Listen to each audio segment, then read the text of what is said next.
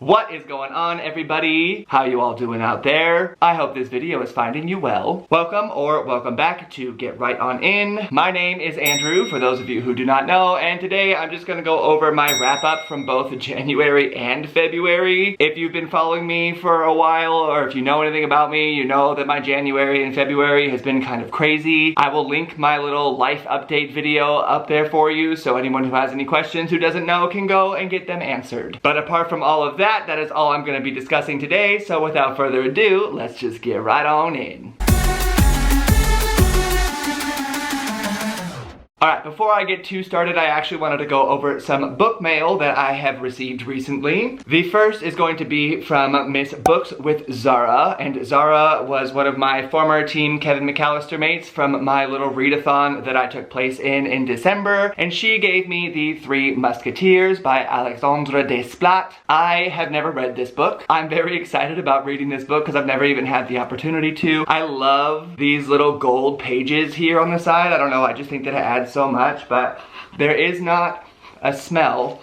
So Miss Lezlie from the Nerdy Narrative might not be too happy about that. And as a side note, I'm recording this video on Miss Leslie's birthday, so happy birthday, Miss Lezlie, even though by the time this comes out that'll already be past, but it's today for right now, so happy birthday. I also won the book giveaway from Miss Kate over at the Literary Apothecary, and that book was The Seven Husbands of Evelyn Hugo. I have never read this book. I have no idea what this book is about, but it's a free book, and I'm not gonna be mad about that. Alongside of this book, Kate also sent me this book called Plain Bad Heroines. This is her little note on the front that says that she read this last year and loved it, and she thought that I might love it as well. I've seen some mixed reviews about this since I looked it up because I'd never even heard of it, but I do try to go into my books blind, so I will just let my opinion be what it is when I read it. But I will say that I really love this yellow cover here on the front across the pages, and I think it's funny that it says to keep it away from impressionable female readers. But I'm not really sure. It's a horror comedy that is apparently the favorite meets the haunting of Hill House in this highly imaginative and original highbrow horror comedy. So we will see how that goes, and I will let y'all know what I think when I read it. But again, like with this book, it was free, so I'm not gonna be mad even if I don't like it, because I'm just excited to be able to have books to read. And I have mentioned this book before, but I didn't actually have a physical copy, but I got Winds of Strife by Uji Gutman. Uri's one of my buddies over on the Shelf Space Discord, and I'm very excited to be able to read this book. We are doing it as a buddy read on the Shelf Published In Discord next month, so I will have that linked down in the description box for anybody who wants to come and join us. Uri will also be my featured writer in my April edition of my Readers versus Writers series that I've just started, so be sure to look out for that as well. Now on to the books that I've read. It might only be 7 and a DNF when we're 9 weeks here into the new year, but it is still 7 books that I have read. Even though I didn't necessarily have a bunch that were my favorite here, but we are gonna start out here with The Lost World by Michael Crichton. This is the second book of the Jurassic Park. I don't know if it's really a series, but yes, it would be Jurassic Park number 2 technically here. This was a 4.25 out of 5 read for me. I really enjoyed this one. This was another buddy read over on the Shelf Space Discord back in January, which now sounds so far away, but this was a fun one. It was very gripping and it was a super good thriller. I did like Jurassic Park more than I liked The Lost World here, but I definitely think that they were both worth a read. This is still to this day the only Jurassic Park movie that I have not seen, and I'm told, especially after reading the book, and some of the people during that buddy read who had seen the movie before said just really not to bother, so I may or I may not, but maybe I'll read it again one day to have super fresh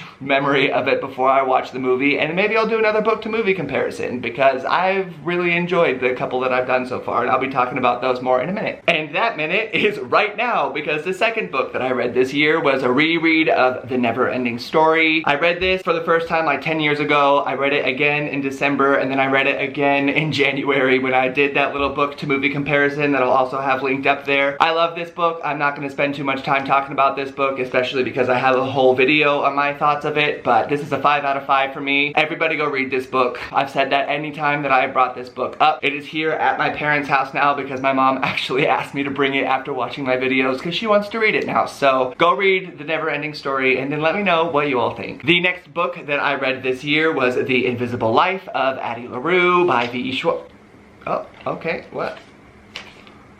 Enjoy my favorite series, Lucifer, from your favorite American Lavender Brown. Oh my gosh, this is from Jessi at The Bookish Mom, because she gifted me the Mistborn trilogy, and I was trying to keep the little gift notes that people had given me with my little Christmas books, with the actual books that they gave me, but apparently this one ended up in Addie LaRue, which is great because Jessi loves this book, so it's a really good one for that to get caught in, but that was funny. Anywho, I'm sorry to inform you though, Miss Jessi, that this was not my favorite book in the world. This was a 3.75 out of 5 for me. I really enjoyed the writing style. I can understand what people mean when they talk about the beauty of the style in this book. I enjoyed it. I was very much interested the entire time. It was just once I finished it and I was involved in a couple of buddy reads. There was one on Kate at the Literary Apothecaries Discord. There was one on the Books with V Discord, so I'll make sure that those are linked in the description box as well. After seeing some other people's thoughts of it, and especially with some of the potentially, I guess, lack of character growth, which I don't really want to say too much about because I don't want to spoil anything. I can see why some people would struggle with this, and toward the end it did feel like it was dragging on just a little bit, and there were a couple of times where I guess I felt like, okay, are we done, or can we move it on a little bit faster, or I don't know. So it wasn't really my favorite, but I also didn't really dislike it. I don't know, it was just kind of average for me, I guess. I'm still very, very happy that I knew beforehand that there wasn't gonna be any action or anything going on in here, or else I probably would have ended up DNFing it because I would have just been too bored to really continue. But I am really happy that I read this book. Henry, just Henry. I related so much to Henry. I just related so much to Henry. He was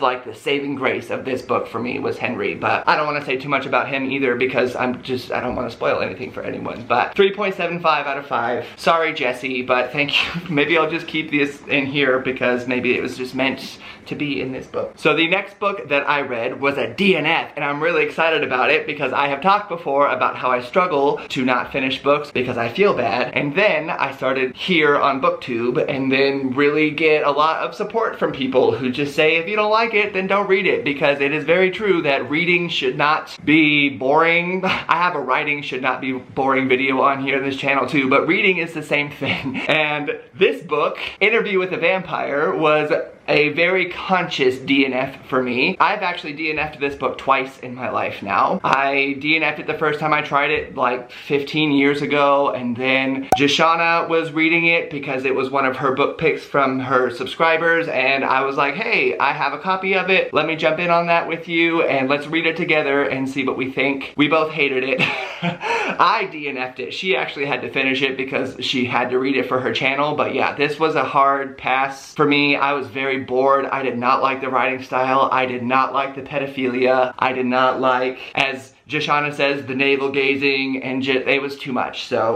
I didn't finish it. I'm never gonna pick it back up again. And I gave it 2 opportunities and I'm never gonna give it a 3rd. And I'll just watch the movie anytime I need an Interview with a Vampire fix. The next book that I finished this year was Best Served Cold by Joe Abercrombie, which was also a gift from Miss Kate at the Literary Apothecary for Christmas. I don't have her little gift note in here because I don't know, I have it somewhere else, but I just finished this book and I enjoyed it a lot, actually. I really like Joe Abercrombie. This is the 5th book of his I think I've read, maybe, but this is the 2nd standalone for sure. I've read the First Law trilogy, and then I read The Heroes, which to be honest was really not my favorite book, but I'd always wanted to read this book because I heard so many good things about it, and I'm really happy that I did. Out of the 2 standalones that I have read so far, this one's definitely my favorite, but there's obviously so many other Abercrombie books out there that I haven't gotten to yet. This was a 4 out of 5 for me. me, just because similarly, I guess, to Addie LaRue, there was just toward the end, maybe like the last 100 pages or so, that I just was feeling a little bit like, all right,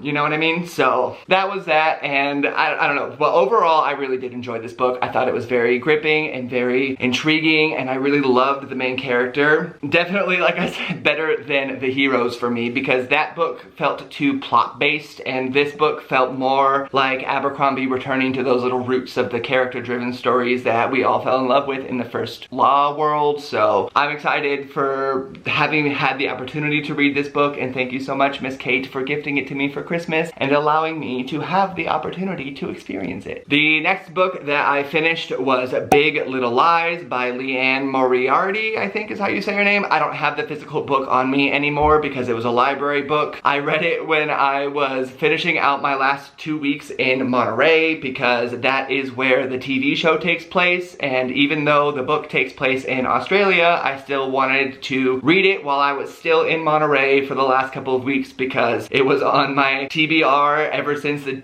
TV show came out in like 2015, and I always wanted to read that book in Monterey, and so I just wanted to take my opportunity while I still had it. This was a 5 out of 5 for me. I loved this book. I was there every single page. Oh my gosh. I loved the show as well, and there's not too much I can really say about the comparison aspect, because I felt like I was reading the transcript of the show the whole entire time. I had to keep reminding myself that it was in Australia and that it wasn't actually Reese Witherspoon talking as Madeline. Oh my gosh, she was the best cast. Reese Witherspoon as Madeline was the best.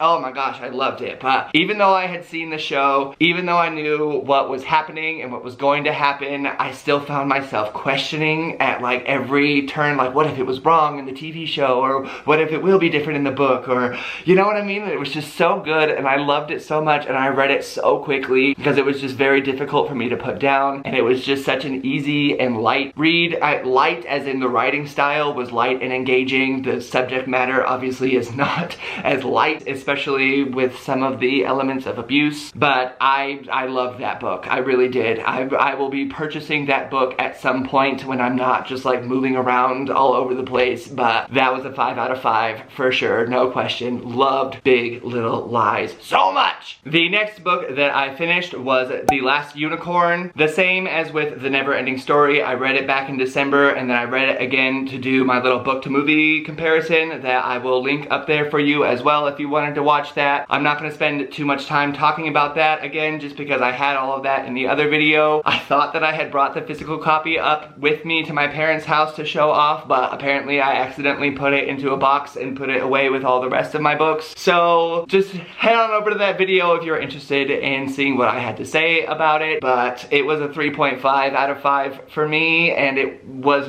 kind of only that high for more nostalgic purposes, because it really was not my favorite book. And the last book that I have finished so far this year was A Promised Land by Barack Obama. I signed up for Storygraph last year and then realized how much nonfiction I didn't read, so I used an Audible credit to purchase this book so I could listen to Mr. Obama narrate it to me, and I am super excited that I did that. This ended up being a 4.5 out of 5 for me, and the same as with Addie LaRue and Best Served Cold, I just felt a little bit like, okay, Mr. Obama, let's just, come on, like, this is a lot of information, Mr. Sir, so that's all I really have to say about that. We still have a whole other book from him in his presidential memoirs, because this book just covers his first 4 years in office in sometimes, I guess, excruciating detail. I don't know if that's really the right word. I enjoyed everything about it. I enjoyed listening to his perspective of what it was like during his presidency, but it was just very, very detailed and very thorough, and there's nothing really wrong with that, but especially because we have another 800-page book coming our way for the second half of his presidency. It seemed like a little bit much at the same time, I guess, is really all I have to say about that. But I'm not trying to say it really as a critique. It's just more of like, okay, it was a little bit longer than I guess I would have wanted it to be, and that was just why I ultimately knocked off half a star, but 4.5 out of 5 is still a really solid rating. I am actually very excited to hear/read his next book. I don't know if I'll do an audiobook or purchase the physical, but I mean, we all know know what happened at the end of his second term. So I'm just interested to see how he's gonna talk about that when he speaks more openly like he did in this book. So that's gonna be it for me so far. I am reading a couple of other books right now that I will just wait until I finish them to really delve into, but what are you all reading out there? How has your 2021 gone so far? Where are you at on your reading goals? Because according to Storygraph, I'm still 1 book behind and 1,700 pages behind, but I'm not really all that worried about it because now that my life is going to calm down a little bit and I can get settled into the new daily schedule that I will have, I think it'll be a lot easier to read and keep up with all of the things that I want to. So let me know how your guys' reading is going this year. Are you enjoying your books? Have you not finished any? I'm literally so excited that I had my first DNF. Like, oh, it's just like, it feels, I was so liberated. It was so exciting. I was like, I'm not gonna finish this book. I made that decision. Yeah. But anyway, thank you all so much for watching. If you enjoyed this video, I would love it if you would consider giving it that little like button, as well as pressing on that little subscribe button and joining me every Tuesday and Thursday and sometimes Sunday for bookish and writerly and entertainment-y-esque content just like this. In the meantime, I hope you all have a day just as beautiful as you, and I will see you all in the next one. Bye!